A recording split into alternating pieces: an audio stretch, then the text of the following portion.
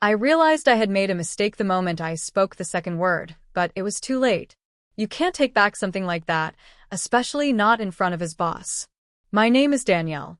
I'm 32 years old and from Fort Worth, Texas. This is the story of how a careless joke at a work party turned my marriage upside down.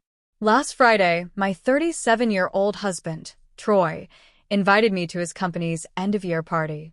To be honest, I wasn't thrilled about going. These corporate events are always awkward, and I never know what to say to his coworkers. But Troy insisted that my presence was important and that it would make him look good if I attended. All right, I'll be the supportive wife for one night, I thought.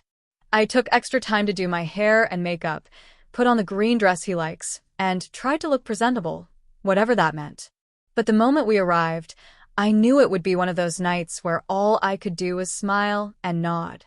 The first hour went smoothly. We mingled, chatted with his coworkers, and played the usual "How do you know Troy?" game. I kept my best demeanor throughout the conversations. I had one drink, then another, and by the time dinner arrived, I was feeling more at ease. Then he walked in, Troy's boss, Mr. Rick. Troy constantly complains about him at home. According to Troy, Mr. Rick is always on his case and never satisfied with his work. I had imagined him as a grumpy, gray-haired micromanager, but to my surprise, he was fairly young, probably in his late 40s, well-dressed and effortlessly commanding attention in the room. Suddenly, I understood why Troy was always so stressed about him. We sat around a large, round table, me, Troy, his boss, and a few coworkers, chatting and laughing about our holiday plans. Then the conversation turned to football. Troy is a die-hard Cowboys fan. He lives and breathes the team. But Mr. Rick turned out to be an Eagles fan. And if you know anything about football, you know that Cowboys and Eagles fans do not get along. They went back and forth, teasing each other, but I could see that Troy was getting that look. It's the expression he makes when he's losing an argument but refuses to admit it. That's when I did it.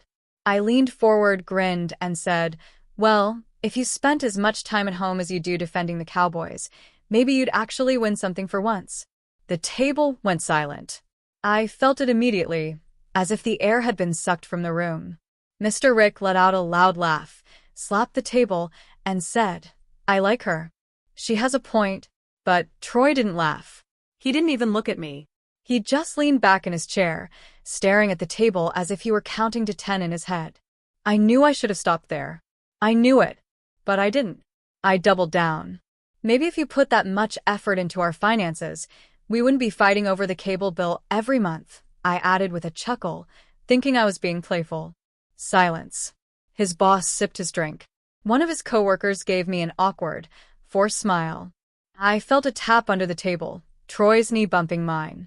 His silent signal to stop talking. I ignored it. "Don't look at me like that," I said, tilting my head at him, as if he were the one being dramatic. "I'm just joking." "You know I'm joking."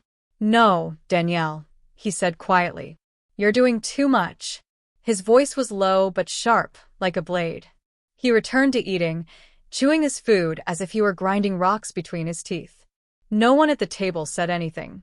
The only sound was the scraping of forks against plates. I tried to brush it off as if it wasn't a big deal, but deep down I knew I had crossed a line. The rest of dinner was tense. Troy barely spoke to me, and when he did, his responses were brief. Just yes or I'm fine. I knew I should have apologized, but I didn't. I still believed I was right, that he was overreacting. After dinner, Mr. Rick brought it up again. "Man, Danielle, you're funny," he said, patting Troy on the back. "She certainly keeps you on your toes, huh?"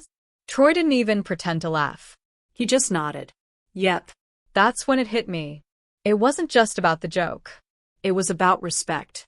And I had just embarrassed him in front of the one person he had been trying to impress all year. After dinner, we were supposed to head to the bar for drinks. Troy didn't ask if I wanted to stay. He simply grabbed his coat, turned to me, and said, "Let's leave." I forced a smile, waved at everyone, and joked, "Oh, so it's bedtime, huh?" No one laughed. They tried to play it off, but the tension was thick. The entire ride home was silent. Troy was driving aggressively, his foot heavy on the gas, his eyes locked on the road, his jaw clenched. I scrolled through my phone, pretending not to care, but I kept stealing glances at him from the corner of my eye. When we pulled into the driveway, I tried to break the ice. Are you really going to be mad about that? It was just a joke. Troy sat there for a moment, hands still gripping the wheel, breathing slowly and deeply, like he was giving himself one last chance to calm down. Then he turned to me, looked me straight in the eyes, and said, "Nah, Danielle. It's not the joke. It's you. I'm tired of this." He got out, slammed the door, and walked inside. He didn't wait for me. He didn't hold the door open like he usually does. He just left me sitting there. I stayed in the car for a moment, feeling half annoyed, half confused. What did I do wrong? It wasn't that serious. It was a joke. Men joke like that with each other all the time. Why does it matter when I do it? I walked inside, still defensive, still ready to argue. But he wasn't in the living room. He was upstairs. I followed him, still in my heels, calling out, "Troy, are you seriously going to act like this?" I found him in our bedroom, packing a bag. A bag. My arms crossed. "What are you doing now?" I asked. "Where are you going?" He zipped it up and looked at me, his eyes tired but firm. "I'm done, Danielle." I let out a short laugh, thinking he was bluffing. "Done with what? Come on, you're not going anywhere over a joke." But he didn't respond. He grabbed his bag, brushed past me, and headed downstairs. I followed him, still trying to win the argument. "You're being ridiculous," I said, my tone dripping with sarcasm. Arms crossed. "I'm not chasing you, Troy. If you want to be stupid, be stupid." He reached the door, looked back at me, and said the words that finally hit me. "You never know when to stop, Danielle. That's the problem." Then he walked out. I stood there, convinced he'd be back in a few minutes. But then I heard his car start. I watched his taillights disappear down the street. That's when it hit me. He wasn't playing. I stood at the front door for a while, just staring at the empty road, expecting him to turn around any second. I even pulled out my phone, half expecting a come-outside text. Nothing. Just silence. I locked the door, like that meant something, and leaned against it, biting the inside of my cheek. He'll be back. He always comes back. We've had worse arguments, and he's never left for more than an hour. I went upstairs, still in that stupid green dress, my heels clicking against the floor. I sat on the edge of the bed. His side of the bed looked so empty. The pillow was still dented from where he'd slept the night before. I stared at it, but instead of feeling sad, I felt irritated. He's so dramatic. Grabbing my phone, I texted him. "Where you at?" No response. "Okay, so now he wants to play hardball," I muttered, setting my phone down. I got up and walked to the closet where I saw the empty space where his bag used to be. He really took his duffel bag, like he's going on a trip or something. Ridiculous. My first thought? Call his mom. Oh yeah, he hates that. He always says I run to his mom like I'm tattling on him. But I didn't. I knew if I did, she'd probably take his side, and I wasn't in the mood for a lecture. Instead, I called my sister, Rachel. She answered on the third ring. "What's up?" I sighed, flopping onto the bed. "Troy is being stupid." "Oh? What did you do this time?" she said, laughing a little. I sat up, offended. "What did I do? Why do you always assume it's me?" "Because it's usually you, Danielle," she said bluntly. "What happened?" I told her everything. The party. The joke. The look on Troy's face. I made it sound like it was nothing, of course. Just a little playful back and forth, no big deal.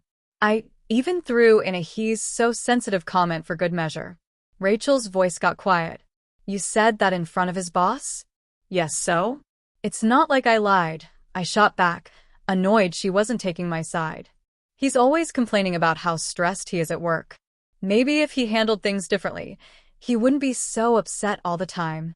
"Danielle," Rachel cut me off, her voice sharper this time. "You disrespected him.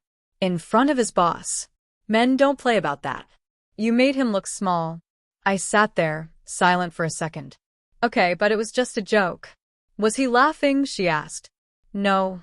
"Then it wasn't a joke." Her words hung in the air. Heavy. I hate when she makes too much sense. I changed the subject. Anyway, he left. Packed a bag. And everything. Wait. He left. Like left. Yep. I grabbed a pillow and tossed it across the room, acting like he's done or something. I'm not chasing him, though. If he wants to throw a fit, that's on him. Rachel sighed. Girl, you might want to fix this. I rolled my eyes. He'll be back. But for the first time, I didn't really believe it.